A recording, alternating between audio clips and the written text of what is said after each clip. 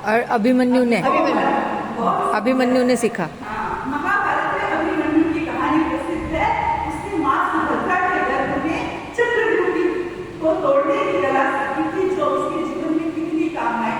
तो अब हम सोच सकते हैं कि ये हमारे जीवन में हमें कितना अमूल्य समय मिला है। जैसे कई बार समझ रही हो तो आज सारे लोगों को कितना समय मिलता है खाते पीते के लिए, तो हम आत्मा के अंदर जाते हैं। उसी तरह हमें ये 9 महीने का सुंदर समय मिलता है।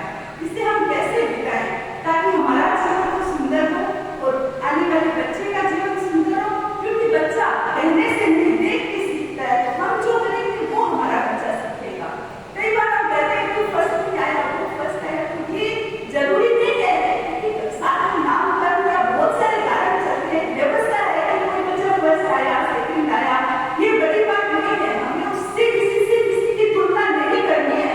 किसी बच्चे में किसी चीज का गुण है, कोई बच्चा सुंदर है, कोई अच्छी ड्राइंग करता है, कोई अच्छा लिखता है, तो कोई जरूरी नहीं कि सब एक ही फील्ड में जाए।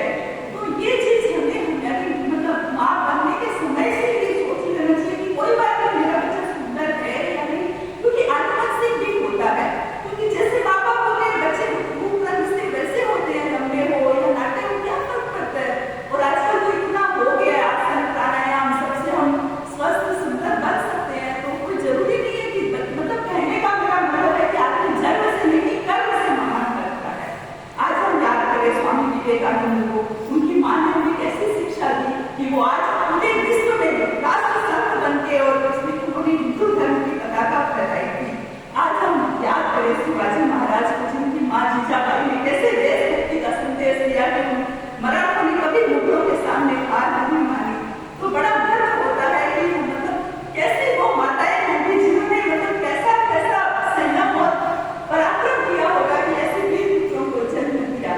आज हम याद करते हैं अब्दुल कलाम को, जो भारत के 11 राष्ट्रपति बने, मिसाइल नहीं बने। उनकी मां ने उसे कैसी शिक्षा दी होगी, संघर्ष का कैसा पाठ पढ़ाया होगा। हम देखते हैं महान आदमी अमीर नहीं होते हैं, वो साधारण घरों में गरीब घरों में जन्म लेके संघर्ष से महान बन जाते हैं, मेहनत से। तो कोई जरूरी नहीं है कि हम अपने बच्चों को बड़ा सा बैंक बैलेंस और प्रॉपर्टी दें, बल्कि उन्हें संस्कार दें ताकि वो जैसा भी जीवन आए कष्टों में घबराए नहीं और दुख सुख तो जीवन के साथ ही आते रहते हैं और जाते रहते हैं। तो हम किस किस को याद करूं, बहुत सारे उदाहरण और कुछ संस्कारों के उदाहरण तो मैं याद हूं। अभी पाकिस्तान में हमारे सामने और सामने बुलाते, तो अगर उसकी माँ भी या तो वैसे ही नहीं होगी, और अगर अच्छी माँ नहीं होगी तो वो जरूर वही होगी कि भाई मैंने किस पुत्र को जन्म दिया जो ऐसा काम किया। और या कुछ माएँ ऐसी होती है कि उन्हें कोई फर्क ही नहीं पड़ता, या उन्हें इस बात की जानकारी नहीं होगी कि मैं क्या कर रही हूँ। तो हमें जानकारी है तो हमें इसको जरूर जानना है। मेरे कहने का यही तात्पर्य है कि बच्चों को कार नहीं, माँ बाप का प्यार चाहिए, उन्हें हथियार नहीं जमीनी संस्कार चाहिए। संतान सिर्फ अभिभावकों का अक्ष होती है, संतान सिर्फ अभिभावकों का अक्ष होती है। बच्चों को मार नहीं, प्यार और दुलार चाहिए।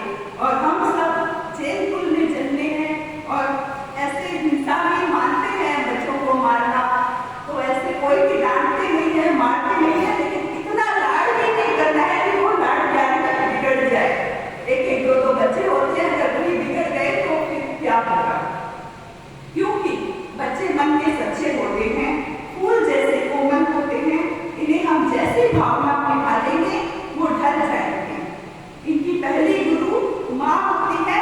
जैसे सीता जी ने लव कुश को क्या ज्ञान दिया कि वो आज भगवान राम के सामने युद्ध करने गए, लेकिन उन्होंने अपनी विनम्रता को नहीं खोया। श्री कृष्ण ने चुटकी अंगुली के गोवर्धन पर्वत को उठाया था, वो भी एक बच्चा ही था। तो बच्चों में असीम क्षमता होती है, जरूरत है उसे जगाने की। मेरा आप सबको यही संदेश है कि बच्चे देश का भविष्य होते हैं, उन्हें सभ्य और जागरूक नागरिक बनाने में मददगार बने। इसलिए संस्कारों का निर्माण आज से शुरू करें ताकि आने वाले कल को हम बेहतर बना सके। एक छोटी सी कहानी से मैं अपनी बात को विराम दे रही हूँ। जैसे एक बार एक राजा था, तो वो